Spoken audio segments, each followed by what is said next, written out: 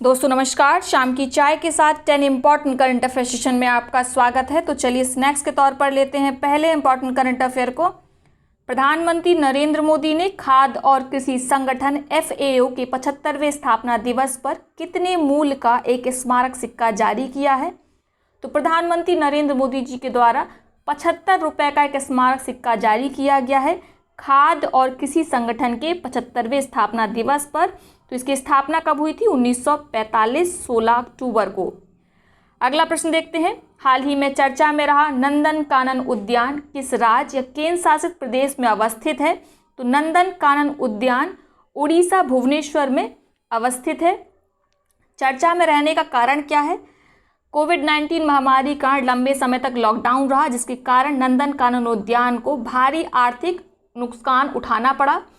जानवरों के लिए संसाधन जुटाने के लिए हाल ही में नंदन कानन उद्यान ने अडॉप्ट ए एनिमल अभिनव कार्यक्रम की शुरुआत की है।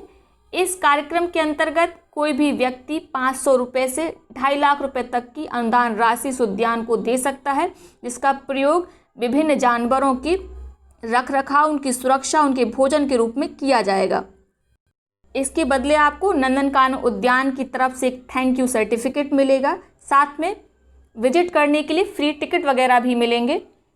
आपको याद रखना है कि नंदन कानन उद्यान दुनिया में पहला और एकमात्र भारतीय संरक्षण प्रजनन केंद्र है। किसका? भारतीय पेंगोलिन का। ठीक है, भारतीय पेंगोलिन का दुनिया में एकमात्र संरक्षण प्रजनन केंद्र है। साथ ही याद रखना है व्हाइट टाइगर और मेलेनिस्टिक टाइगर के प्रजनन के लिए दुनिया का पहला चिड़ियाघर भी है। अगला प्रश्न देखते हैं। विश्व खाद्य दिवस किस दिन आयोजित किया जाता है? तो विश्व खाद्य दिवस का आयोजन प्रत्येक वर्ष 16 अक्टूबर को किया जाता है। इसका आयोजन लगातार 1981 से हो रहा है। 16 अक्टूबर ही क्यों चुना गया? खाद्य एवं कृषि संगठन की स्थापना 16 अक्टूबर 1945 को हुई थी। तो 16 अक्टूबर को यादगार बनाने के लिए इस दिवस पर विश्व खाद्य दिवस का आयोजन किया जाता है। कारण क्या है? उद्देश्य क्या है इसका? खाद्यान्न की महत्ता समझाने और बर्बादी को रोकने के लिए प्रेरित करने के लिए आयोजन किया जाता है। थीम इस वर्ष की याद रखिएगा। इस वर्ष की थीम है grow nourish sustain together. Grow nourish sustain together.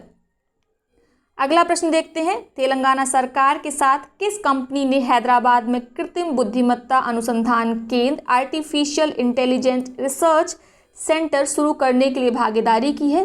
तो हाल ही में तेलंगाना सरकार ने इंटेल के साथ मिलकर हैदराबाद में कृत्रिम बुद्धिमत्ता अनुसंधान केंद्र शुरू करने के लिए भागीदारी की है। अगला प्रश्न है। ताजिकिस्तान के राष्ट्रपति के रूप में हाल ही में कौन पुनः नियुक्त किया गया है? तो ताजिकिस्तान के राष्ट्रपति के रूप में पुनः नियुक्त हुए हैं इमोमोली रहमोन। इनका कार्यकाल 7 वर्ष का है। साथ ही आपको बता दें सोरोनबाई जेनेकोव ये किर्गिस्तान के राष्ट्रपति हैं और हाल ही में चुनाव में धांधली करने पर इन पर आरोप लगाया गया, जिसके कारण किर्गिस्तान में लगातार हिंसक प्रदर्शन हो रहे थे और इन्होंने अपने पद से फिलहाल इस्तीफा दे दिया है। अगला प्रश्न है। स्टबल को खाद के रूप में रूपांतरित करने हेतु बायोडिकम्पोजर किसके द्वारा विकसित किया गया? स्टबल अर्थात जो फसल कटने के बाद रेसिड्यू बचता है उसी को स्टेबल बोला जाता है। तो स्टेबल को खाद के रूप में परिवर्तित करने के लिए बायोडिकम्पोजर किसके द्वारा विकसित किया गया है? भारतीय कृषि अनुसंधान संस्थान के द्वारा। इसे पूसा रिसर्च इंस्टीट्यूट के नाम से भी जाना जाता है। क्यों जाना जाता है पूसा रिसर्च इंस्टीट्यूट के नाम से? 1905 में इसकी स्थापना पूसा बिहार में हुई थी। ठीक है, हालांकि बाद में इसको स्थानांतरित कर दिया गया न्यू दिल्ली। तो भारतीय कृषि अनुसंधान संस्थान न्यू दिल्ली में है। अगला प्रश्न देखते हैं। हाल ही में 2019 के ज्ञानपीठ पुरस्कार विजेता का निधन हो गया। उनका नाम क्या था? तो उनका नाम था अकितम अच्युतन नबूदरी। ठीक है, इन्हें 55वें ज्ञानपीठ पुरस्कार से 2019 में सम्मानित किया गया था, जिनका हाल ही में निधन हो गया है। हाल ही में किस देश को अंतर्राष्ट्रीय सौर गठबंधन इंटरनेशनल सोलर अलायंस का अध्यक्ष चुना गया है? तो हाल ही में 2 वर्ष के लिए भारत को अध्यक्ष और फ्रांस को उपाध्यक्ष के रूप में चुना गया है। यदि हम बात करें अंतर्राष्ट्रीय सौर गठबंधन की, तो एक तरह का सौर ऊर्जा पर आधारित गठबंधन है जिसकी शुरुआत 2015 में पेरिस में भारत और फ्रांस ने मिलकर की थी। इसका उद्देश्य क्या है? 1000 गीगावाट से अधिक सौर ऊर्जा का उत्पादन करना, इसके साथ ही 2030 तक 1000 बिलियन डॉलर का निवेश एकत्रित करना सौर ऊर्जा के क्षेत्र में। अगला प्रश्न देखते हैं, शोभा नायडू जिनका हाल ही में निधन हो गया, वे किस क्षेत्र से संबंधित थी? तो शोभा नायडू नृत्यांगना थी, कुचिपुड़ी नृत्य करती थी ये, हाल ही में इनका निधन हो गया। तो किस क्षेत्र संबंधित है? नृत्य से। इसके साथ एक और अपडेट याद रखना है आपको, मैंने उसको इसमें मेंशन नहीं किया है। हाल ही में किफुनिका हिल काफ़ी चर्चा में है। चर्चा में क्यों है? किलिमंजारो जो कि एक सुसप्त ज्वालामुखी है, तंजानिया में स्थित है, यहाँ पे आग लगी हुई है और किफुनिका हिल काफ़ी समय से जल रही है, जिसके कारण यहाँ का 60% जो वेजिटेशन है वो नष्ट हो गया है, इसी कारण चर्चा में है। तो अगर आपसे पूछा जाए किफुनिका हिल कहाँ पड़ती है, तो आप याद रखना माउंट किलिमंजारो तंजानिया में पड़ती है। ठीक है, तो ये है आज के करंट अफेयर्स। अब आज के प्रश्न देख लेते हैं जिनका जवाब कमेंट बॉक्स में आपको देना है। तीनों प्रश्नों के जवाब को आप एक ही कमेंट में लिखा करिए ताकि पिन करने में आसानी हो। तो पहला प्रश्न देख लेते हैं, किस संगठन ने state of climate services 2020 report जारी की है? आपके विकल्प है विश्व मौसम विज्ञान संगठन, दूसरा विकल्प है German watch, world economic forum तीसरा विकल्प है और चौथा विकल्प है ग्रीन पीस। दूसरा प्रश्न देखते हैं, असमानता को कम करने के लिए प्रतिबद्धता सूचकांक commitment to reduce inequality index 2020 में भारत का क्या स्थान है?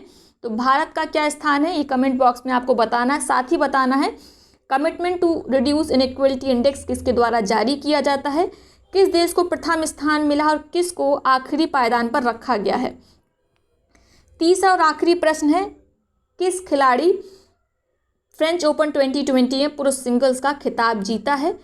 आपके विकल्प है Rafael Nadal, Roger Federer, Novak Djokovic या इनमें से कोई नहीं। तो आपको बताना है फ्रेंच ओपन 2020 का पुरुष सिंगल्स का विजेता कौन है, साथ में वह किसको हराकर फ्रेंच ओपन 2020 का विजेता बना है। अब कल के प्रश्न देख लेते हैं। कल के प्रश्नों का सबसे पहले सही जवाब प्रवेश कुमार जी ने दिया था, लेकिन प्रवेश कुमार जी तीनों ही प्रश्नों के उत्तर को आप एक ही कमेंट में लिखा करिए ताकि आपके कमेंट को आसानी से पिन किया जा सके। पहला प्रश्न है, हाल ही में चर्चित न्यू कैलेडोनिया किस देश का एक क्षेत्र है? तो यह क्षेत्र है फ्रांस का। ठीक है, हाल ही में फ्रांस से अलग होने के लिए यहाँ पे मतदान किया गया था, इसी कारण चर्चा में आ गया। दूसरा प्रश्न है, अंतर्राष्ट्रीय बालिका दिवस किस तिथि को मनाया जाता है? तो इसका आयोजन किया जाता है 11 अक्टूबर को। ठीक है, इसकी थीम क्या है? My voice our equal future, हमारी आवाज़ और हमारा सामान्य भविष्य। आखिरी प्रश्न है, असम सरकार ने किस नदी पर भारत की सबसे लंबी नदी रोपवे सेवा का शुभारंभ किया? तो इसका शुभारंभ किया गया है ब्रह्मपुत्र नदी पर। तो ये है आज का सेशन। आई होप वीडियो आपको पसंद आया होगा। वीडियो को लाइक करें, साथ ही अपने मित्र और सहपाठियों के साथ शेयर करना बिल्कुल ना भूलें। साथ ही टेलीग्राम चैनल को अवश्य ज्वाइन कर लीजिए, लिंक आपको डिस्क्रिप्शन बॉक्स में मिल जाएगा। बहुत बहुत धन्यवाद।